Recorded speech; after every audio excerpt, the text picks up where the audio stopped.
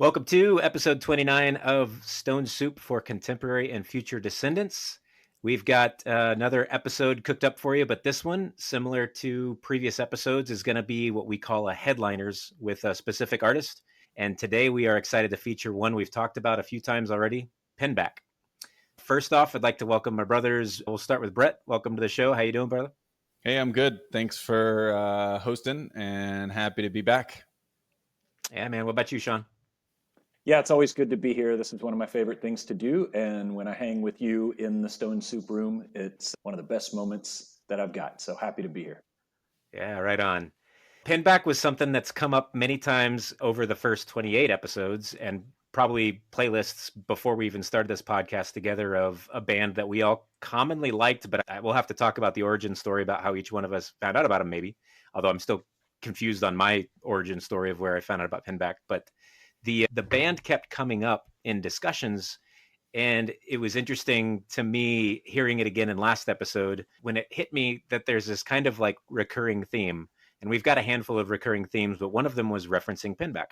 And so we all were talking about the next episode. And Sean, I think it was your idea of let's do a focus on Pinback. And I was in from the beginning. You said Pinback. Wanted to ask you to start, since you came up with the theme that we were all thinking but didn't say. Maybe a little bit about your Pinback history, as well as what sparked you to say, let's talk about it as headliners. You had me at Pinback. Yeah, I think it probably is the most referenced band across the 28 episodes. I think it's because their sound is distinctive and it feels like there's a lot of branches off that route in terms of stylistic branches off the stylistic route. And then I think it also describes sort of how they do what they do so well to where when you hear other things that are on the branches, it makes you think of the root. So that's I think some of the origin of why it came up, and that it's been referenced so many times. I think probably even 3 or 4 times just in episode 28. And my guess is maybe another 10 or 15 times across the other episodes. So, but my history with Pinback I think points back to you, Grant. I'm not sure on it. So we're caught in a circle here. It was Blue Screen Life, which was the first album that I took on. And I think it was around 2002, might have been late 2001. What's funny about this is that in the 2000s, I used to drop a song name and band into my email signature. And, just like, hey, that's what I'm listening to. I don't, there was nothing else good to put in my email sig. And so this was also back in the day, I was on Yahoo Mail, and you had to select that you wanted an email saved to your sent mail. It didn't happen automatically. So I don't have all of these things, but I was able to find emails where in my email sig, it said Prog by Pinback or Concrete Seconds by Pinback. And so I thought that was an interesting little time capsule talking about what I was listening to and when. So that's sort of the origin story. And this is a band that I've loved really from the first moment. I think that the opening phrases of Offline PK, I mean, talk about you had me at Pinback, you had me at like the opening bars of that first song on the first album I ever heard. Yeah, right on. Well, so it's still a mystery. So Brett, we're going to you. Where do you think we all heard Pinback, or where did you hear Pinback? I'll let you start with you before you try to solve this mystery.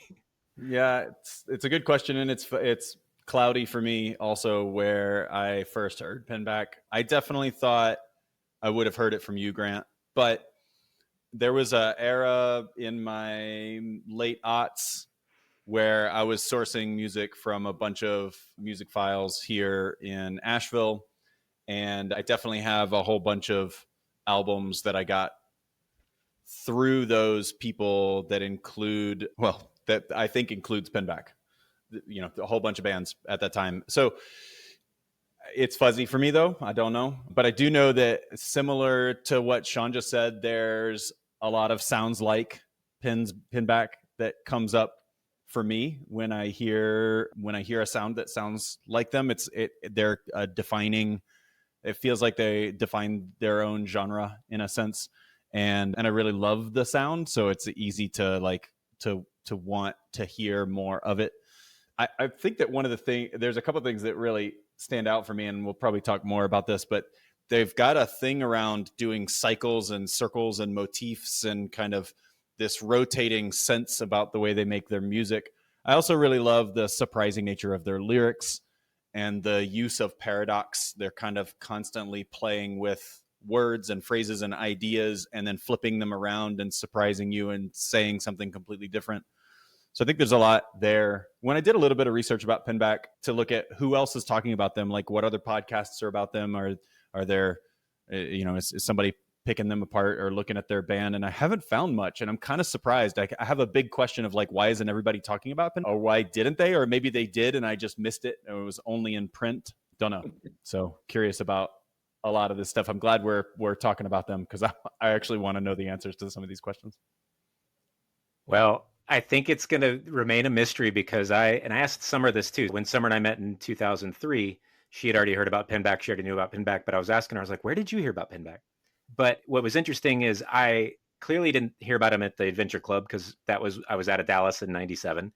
It clearly wasn't in college because Blue Screen Life was my intro, and that was October 2001 is when that album came out. I think somewhere I always think about like the cartoon pie in the windowsill with the smoke that's just like floating through the air, and then some cartoon gets it up its nostrils and then floats towards the pie. That's the best way I can explain this is the world put out Pinback. It was floating in the air and we all sniffed it and we're like, that's it. We're in. Take me to that pie, the Pinback pie. So we'll leave it a mystery. But I think you're right, man. The Brett and Sean, the sounds hit us in a way. And as I started to think through this leading up to this episode, we throughout the podcast episodes have referenced, there's a lot of Pinback elements in this song from another band. What I come up with in my head is Pinback hits a lot of the best parts of melodic rock that we like, whether it's the falsetto singing, whether it's the like real rich bass chords from Zach, whether it's the dynamic kind of shifting and layering. They're all like touchstones of music that we like, and Pinback packaged it for us over and over again and was like continually delivering for us on every album. And so I think invertly, not that Pinback necessarily influenced all these bands, but that when we think good music in a certain way, Pinback comes up. And that's at least my theory on this too. So it's a band that we all love. It's a band that we're happy to talk about today. A little history about it too. It's two guys that kind of formed it together, Rob Crow and Armistead Burwell Smith IV, who goes by Zach on bass and vocals. Or there's ABSIV. ABSIV, does he sign by that too? Which is my favorite sign. Is that there's a lot of different websites you can look at for kind of their history. The one that I thought was funny was rateyourmusic.com. And I don't know who writes this stuff on there. I didn't find the author, but they said once upon a time, two musicians named Rob Crow and Zach Smith became flatmates. And of course, they played beautiful music together. He goes on with a lot of different funny things, but he does, this author, he or she, says they went to farm other bands and then finally put their combined forces on their project called Pinback, named after a character from a John Carpenter movie. So there you go. Little history as to where they formed. I'll say Rob Crow has a long discography of a ton of different projects. A couple I'll mention here. Probably my new favorite band name, Thingy. He was also in Heavy Vegetable, another rad band name. He's got a ton of solo stuff that we might talk about here later. But one to just bring up real quick is his latest band. Although Pinback still did some touring last year and the year before, so there's still some Pinback activity. The latest band that I read about is called Plosives, Plosivs. And I read that it's like explosives without the X or that. It's just focused on plosives. But it's a super group with John from Drive Like Jehu, Rocket from the Crypt, Hot Snakes, and then Rob Crow, and I think a guy from Against Me. So he's definitely always creating songs and putting his voice out there. And then him and Zach have come and gone with Pinback stuff over the years. So we focused on the Pinback songs today, and today we're featuring these 5 songs that each of us picked, kind of whichever songs we wanted to talk about. There was a long list of songs I wanted to talk about, but Sean, you started the playlist, which is where we're going to start today with Prog, which you posted before I could, but I was happy that you did because it definitely was my first sort of grab me Pinback song. This is from their 2001. It's their second album, I think their second full length as Pinback, called Blue Screen Life on Ace Foo Records. So I wanted to throw it to you on what Prog grabbed you and then why you want to talk about it today. Yeah, no doubt. Well, I'm glad that I beat you to it. Not that I couldn't have gone with another pick, but I remember when we talked about it, I said, I can have my track up by tonight. Because as soon as the idea came up, I knew I wanted to do this song. Normally in Headliners, I'll go through the catalog and I'll re-listen and see what grabs me. But this favorite song was so much of a favorite that I didn't even really have to think about it. But then the project did cause me to think about it.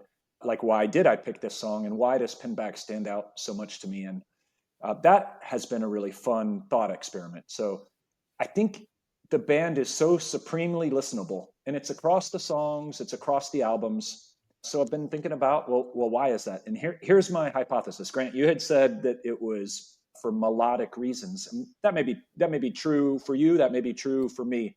Here's my hypothesis: is that I think they often use the guitar and the bass in a percussive manner, often sort of hurling 4 minutes of driving 16th notes at you.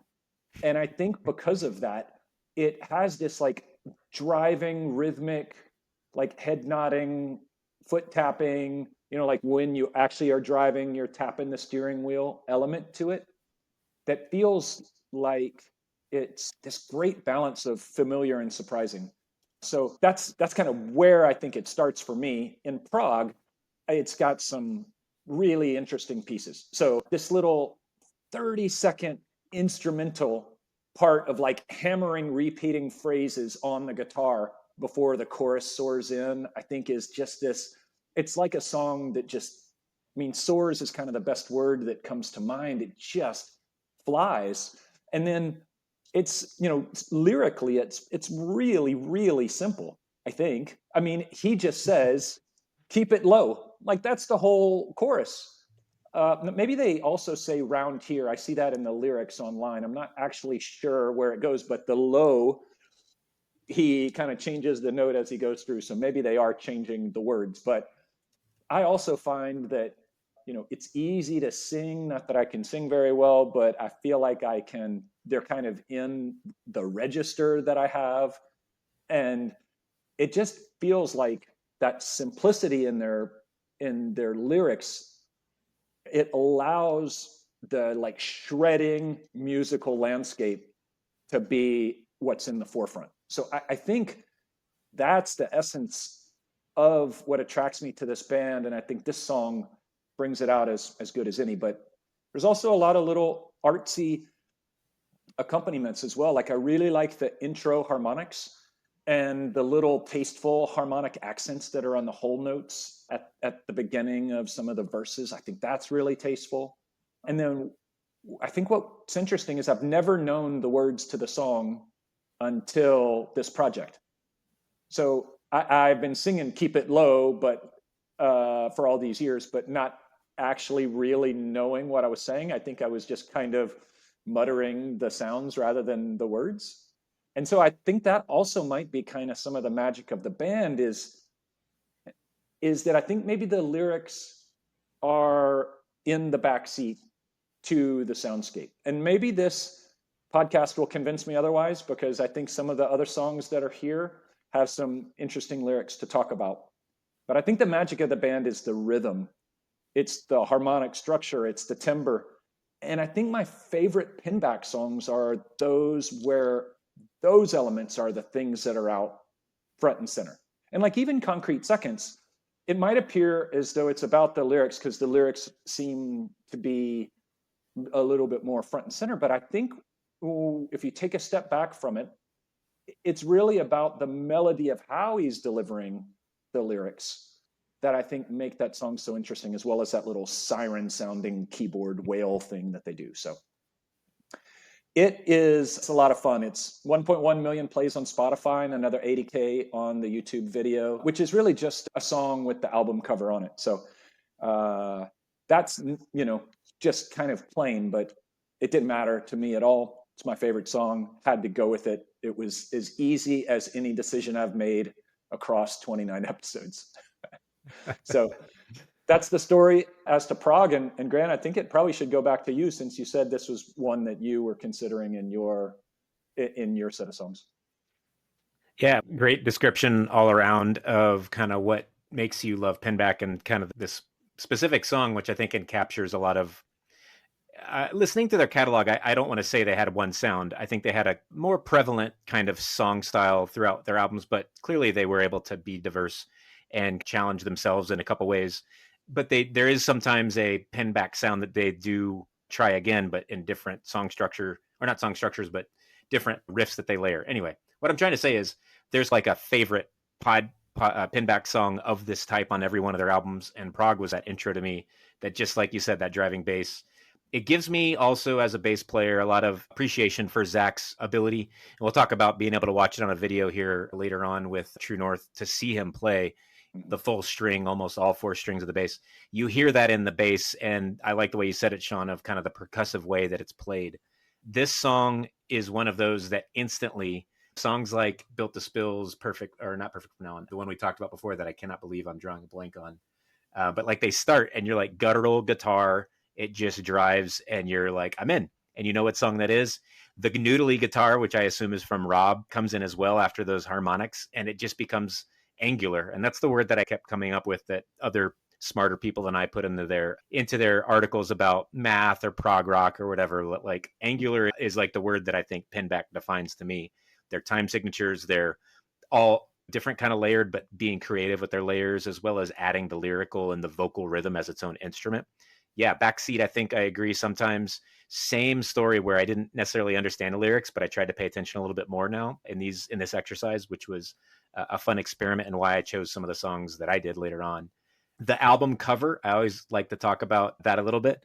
It's unassuming for Blue Screen Life, but what I always think about, and Brett, I'm going to throw it to you shortly after I make this comment to get you to speak, because I'll give it to you right now. You're the computer nerd in the family, and when I think about that you get on a computer a little bit, but that always reminds me of some of their lyrical computer babble or computer guard jargon that they throw in there sometimes. But it makes me connect to you when I hear that kind of stuff, because I know you like take apart and build computers for your whole life. That's always been you. But that's Pinback Prog for me. So Brett, I'd love to hear your take on the song too, and back at me for any kind of computer nerd backlash you want to throw back at me. Sure. Well, I do think Blue Screen Life is naming I think it is a direct reference to computers breaking down, and probably just given what little I know about Pinback's lyrics, because similar to you guys, it does take a back seat for me. I mean, I mumble the words they're saying all the time, and I love mumbling, and I kind of love that I don't have any idea what he's saying, but yeah,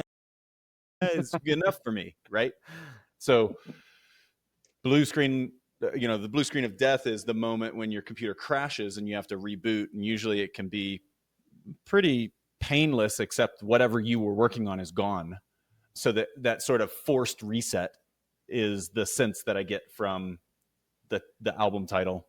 You guys have hit the nail on the head for me. A lot of the percussive nature of bass and guitar. I do think that's they're playing on each of the tracks. I don't know if there's an easy way to break that down, but I'm curious about that. And we had a thread going privately before this on our episode channel about time signatures, and the question wasn't about any of these songs, but I am very fascinated by their signature changes and by their key changes, because they feel like that's a way that they chapterize the story that they're telling, with whether that's a sonic story or a lyrical story. Those are the pieces that get me really excited. And when we went back and forth and asked about, Grant, you were asking Sean about the signatures of another song. You said, I don't care if you said Bugs Bunny. It's cool to hear you talk about it. So I'm actually curious to throw it to Sean to say, hey, what are their signature changes in this song? And I'm going to ask you about each of them, because I think each of them have something that feels to me like a signature change. And so this one has one that feels like a change when they go from the opening to the chorus, and then when they come back to the lyrics and then the chorus again. It seems like there's multiple changes to the signature there. What happens? Yeah, I mean, I don't know. I'd have to listen to it and sort of tap it out. It's a lot of counting and tapping and finding the top of each measure. So I couldn't tell you just off the top of my head, especially since I feel like at this moment at the top of the podcast, I'm holding 5 songs in my head, because we're going to talk about 5 songs. So I'd have to open up just this one song and listen to it. And the one we talked about last night, I mean, it took me lots of passes through and kind of lots of flailing, so to speak, like lots of getting it wrong before I think I started to find something that matched up with the way the measures were constructed. So Yeah, sorry to disappoint, but I don't know that I can just tell you what it is without hearing it. But that's a really fun thing to do, is to get together and listen to the time signature and kind of tap it out, and do it with people that tap it out well as a way to learn the skill, because I think it's kind of fun to do. That's cool. Well, I understand. And so back to just this song and this album, it does seem like I just am taking a look at the track list names, because Prog actually stands out to me in the context of blue screen and computers, and maybe program is what Prog is. And like, I could almost see, Sean, you mentioned the sort of nonsensical nature of the lyrics, and I could see those being like pseudocode or something like that, something that isn't necessarily English language, but is actually series of programmatical instructions that you'd give to something like a computer. And, you know, some of the other titles are like, it starts with offline PK, and there's other ones that are in here that just seem like they're, I don't know, Granddaddy is coming to mind. You know, it seems like it is math rock or computer rock in a sense of them playing with the sounds of words that aren't necessarily supposed to mean anything at all, except to the listener who may interpret it. So back to you, Grant. I will dub Sean the time signature nerd, and y'all can dub whatever nerd I am, which I'm sure I give you way too many of an open door for, but we'll park that for now. The song that Sean was talking about that we were texting about last night is off Rob Crow's 2007 Living Well solo album. Bam Bam is the first song. It's like a minute and a half song, but probably about 80 different time signatures bouncing around in there like a bunch of ping pong balls.